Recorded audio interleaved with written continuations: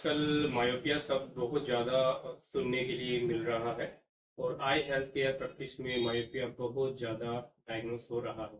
तो आज डिस्कशन करेंगे कि मायोपिया क्या है, उसके कारण क्या है, उसका निदान क्या है। इसके बारे में ब्रीफली डिस्कशन करेंगे।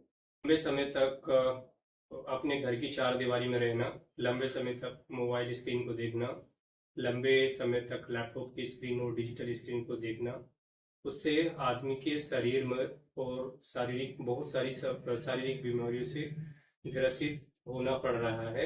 उसमें से मायोपिया भी एक काफ़ी गंभीर प्रॉब्लम है। WHO के अकॉर्डिंग पूरी दुनिया में करीब 1 अरब से 40 करोड़ लोग इस बीमारी से, जिसे मायोपिया कहते हैं, ग्रसित हैं। और ये आंकड़ा अगर इसी तरीके से बढ़ता रहा, लोगों का अगर लाइफ स्टाइल इसी तरीके से रहा, life style poor life style और डिजिटल वर्क अगर इसी तरीके से रहा, तो ये क्वांटिटी 5 अरब तक पहुंच सकती है। मायोपिया क्या है? मायोपिया को हिंदी भाषा में निकट दृष्टि दोष कहते हैं, जिसमें नज़दीक की चीज़ें तो साफ दिखाई देती है पर दूर की चीज़ें धुंधली दिखाई देती है। मायोपिया जो आंखों की दिक्कत है, मायोपिया में आंखों का जो आकार है वो बढ़ जाता है। मायोपिया से आंखों का आकार बढ़ने से जो भी लाइट रेज हमारी इंफ्रारेड से आती हैं या जो भी चीज़ें हम देखते हैं जो लाइट रेज आती हैं, वो आपका आईबॉल साइज बढ़ने से वो लाइट रेज हमारी मैकुला, हमारे रेटिना पे फोकस नहीं हो पाती हैं, वो पहले ही फोकस हो जाती हैं।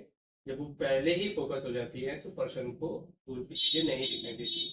तो इसको करेक्ट करने के लिए हम लोगों को माइनस नंबर देने पड़ते हैं। मायोपिया के साथ में इतना ही नहीं, अगर मायोपिया प्रोग्रेस कर रहा है तो हमें ये अंडरस्टैंड करना है कि it's not a problem of management, कि इसको मैनेज ही नहीं करना है, इसके कॉम्प्लिकेशन से भी बचना है, क्योंकि मायोपिया के काफ़ी सारे कॉम्प्लिकेशन होते हैं। जैसे कि अगर मायोपिया में बार बार चश्मे का नंबर बदल रहा है, तो ऐसे केस में किसी पर्सन को ग्लोकोमा, ऐसे केस में पर्सन को कैटरेक्ट या रेटिनल पैथोलॉजी, खासतौर पर पर्दा उखड़ने के या पर्दे में छेद होने के प्रॉब्लम ज़्यादातर सामने आते हैं।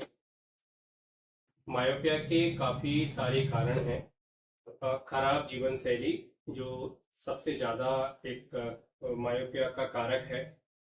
सिगरेट, स्मोकिंग का सेवन, ज़्यादातर डिजिटल चीज़ों पे टाइम स्पेंड करना, खासतौर से मोबाइल, और एक पुअर डिस्टेंस मेंटेन करना, और हमारी कॉर्निया, हमारी कुंडली का अपने पावर से ज़्यादा कमज़ोर हो जाना, और या फिर टीवी मोबाइल पर ज़्यादा टाइम स्पेंड करना के कारण सबसे ज़्यादा देखे गए हैं। अब मायोपिया के लक्षण क्या होते हैं? मायोपिया के बहुत सारे लक्षण होते हैं। सबसे पहले लक्षण हैं कि दूर की चीज़ें साफ ना दिखाई देना, बार बार पलक झपकना, आंखों को अक्सर मलते रहना।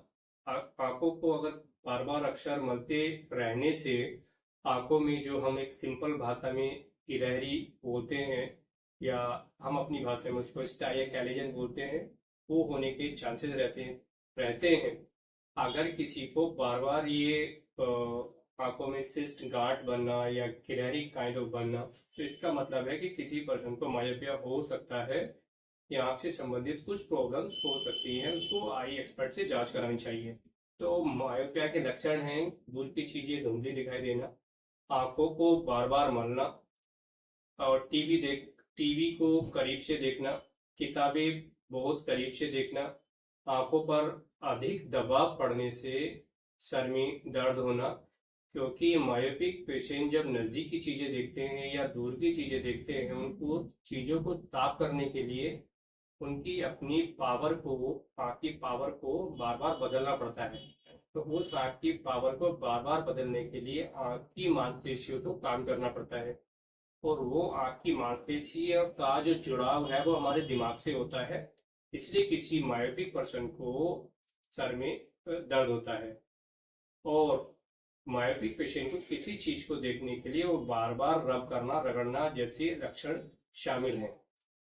करें। अब हम बात करेंगे कि मायोपिया का निदान किस तरीके से करना है। मायोपिया का निदान सबको मालूम है कि हम लोग माइनस पावर से करते हैं। माइनस पावर भी हमें रैंडमली ऐसे हमारे आई डॉक्टर्स के पास कुछ ऐसे इंस्ट्रूमेंट होते हैं, खास तौर पर जिसमें रेटिनोस्कोप शामिल है। रेटिनोस्कोप से हम लोग लाइट को रिफ्रैक्ट करके देखते हैं कि जो लाइट रेज हैं रेटिना पर कहाँ फोकस हो रही हैं और रेटिना के मैकुला पे किस तरीके से उसको फोकस कराना है। So only the retinoscope is the one tool which can tell you कि लाइट रेज को कहाँ पे फोकस कराना है। आई चार्ट परीक्षण के दौरान डॉक्टर मरीज के कमरे से कुछ दूरी पर एक चार्ट को लगाते हैं और मरीज को पढ़ने के लिए बोलते हैं। और अगर मरीज को वो माइनस लेंस लगाने से पेशेंट को देखना अगर स्टार्ट हो जाता है और पेशेंट 6/6 पढ़ लेता है तो वो एक उसके निदान में शामिल है। तो मीन्स कि माइनस लेंसेज से मायोपिया का निदान किया जाता है। कुछ पेशेंट्स अगर डिनाई करते हैं कि हम लोगों को माइनस लेंस नहीं लगाना या फिर वो कॉस्मेटिकली हमें अच्छा नहीं लगता है, तो और निदान शामिल है, जैसे कॉन्टैक्ट लेंस लगाना। दिन में आप कॉन्टैक्ट लेंस लगा सकते हैं। और दूसरे कॉन्टैक्ट लेंस है ऑर्थोकेरेटोलॉजी कॉन्टैक्ट लेंस, जिसे कॉर्नियल रिसेप्टिंग थेरेपी भी कहते हैं, वो यूज कर सकते हैं। उस कॉन्टैक्ट लेंस को रात में लगाना है और दिन में हटाना है। तो ये कॉन्टैक्ट लेंस भी शामिल कर सकते हैं। और जो लोग 24-23 अबव हैं, कोई भी लेसिक प्रोसीजर, आँख के अंदर कोई भी लेजर प्रोसीजर जिससे चश्मे का नंबर हटाया जाता है,